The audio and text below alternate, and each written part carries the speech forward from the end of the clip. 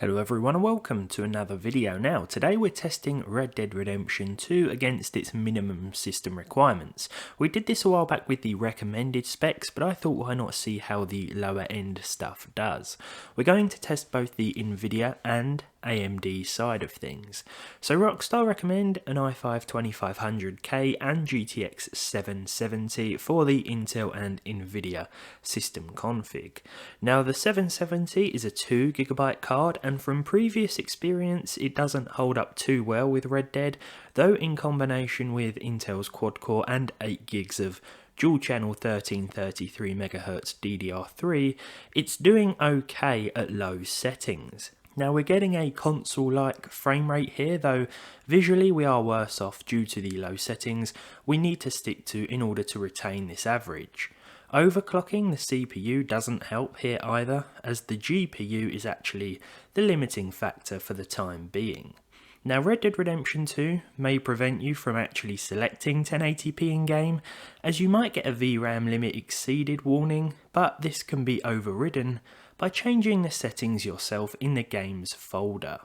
If we switch to 900p, this actually makes for a much more enjoyable experience, to be honest, and again we are better off sticking to the low graphical options. I remember the last time we tested a 770, the game really struggled even at 720p, which was odd, so maybe it was the specific card I was actually using at the time. Dropping the game all the way down to 720p doesn't actually improve things all that much, perhaps due to the increased CPU load. Because of this, I see no point in running the game at 720p when you're only going to be seeing a few frames more than 900p, especially in those busier areas. Speaking of which, we should probably talk about said busier areas, because the 4 cores of the i5 become rather problematic in such instances. For example, here in Valentine, the CPU usage ramps up to 100%, in some cases causing severe stutter. Despite this, what you're seeing on screen was actually worse than the real world gameplay. The high CPU usage played havoc with my recording hardware, which it shouldn't have done, so that was weird, but even so you are going to experience more stutter at this low resolution near busiest settlements. This includes Valentine, Strawberry and Saint Denis, as well as others. Speaking of stutter, let's switch to the AMD AM3 Plus platform and put the FX 6300 and R9 280 to the test. Now I didn't test this config for as long or as in-depth because I found that right off the bat I was seeing some serious issues. These days the FX series chips do tend to struggle, maybe not in terms of achieving okay average frame rates, but they do often cause frame dips in modern games which will affect the 1 and 0.1% lows.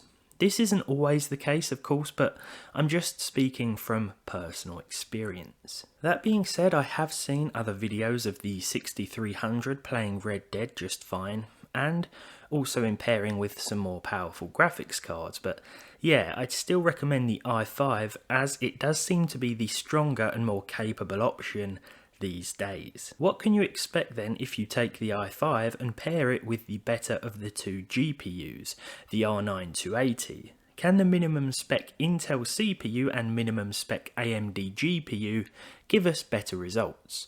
Well, it turns out they can. The R9 280 is a 3GB card and as such offers a smoother 1080p experience. I was still running at low here, and this is probably the best bet with hardware like this, but let's turn a couple of things up a bit more and see if we can still maintain a plus 30 FPS average. So this time around I switched the textures from low to high, which can be done straight from the game without playing around with the INI file in your documents, and I also switched on the FXAA option and turned the TAA option up to medium. This removes some of those horrible jaggies and sharpens everything up a bit. Better yet, we were still seeing okay numbers average wise, though the CPU itself will still cause some dips in busier town areas like Valentine and Saint Denis.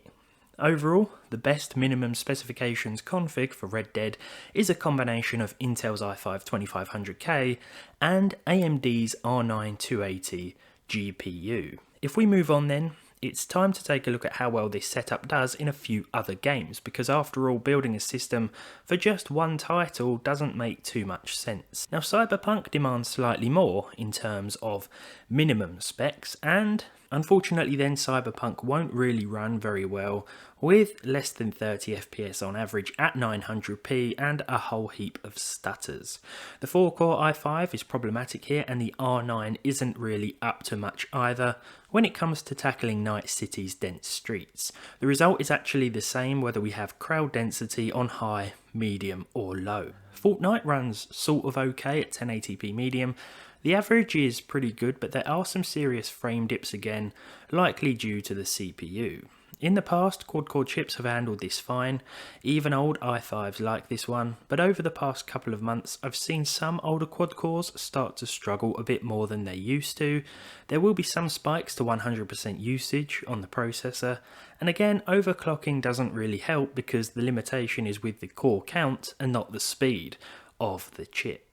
Those who want to enjoy GTA 5 with pretty high settings shouldn't worry though, as this combo does very well.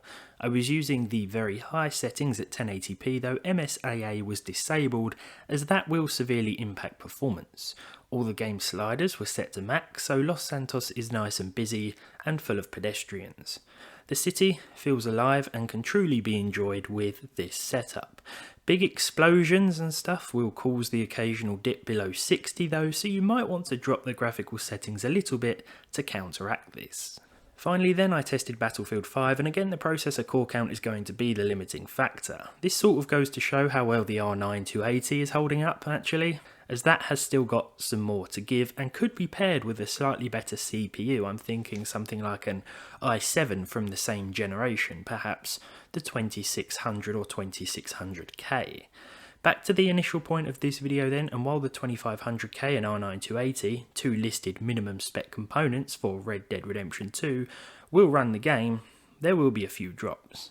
When it comes to other games, the R9 still has some fight left in it, though you are probably best off looking out for an i7 if you want to build a socket 1155 PC in 2021, as the hyperthreading will certainly help out quite a bit. I remember back when these first chips came out, people said that you didn't really need the i7 unless you were doing video editing and the threads didn't really matter for gaming, but now it turns out that 5 or 6 years later, no, about 10 years later, well, they actually do.